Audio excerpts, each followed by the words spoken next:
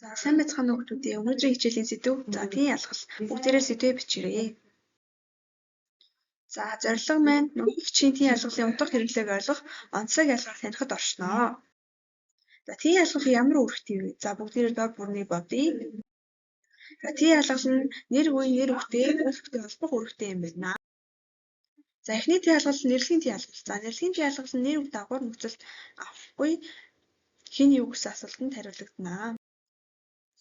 За хоёр дахь ялгал нь хариалгын ялгал. Хариалгын ялгал нь энэ x нөхцөлтэй байгаа. За яаны эшгээр төгсөн үгэнд, уугийн сүүлийн төгсөн үгэнд, за ууны гүйцээр төгсөн үгэнд бичнэ.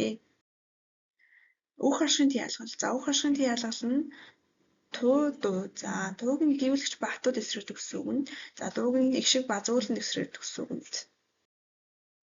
За заахын ялгал. За заахын ялгал нь г. За яагийн эгшгээр төгсөн үгэнд, за ийг-ийн гэгчээр төгсөн үгэнд дагуулж бичнэ. Гарахын ялгал.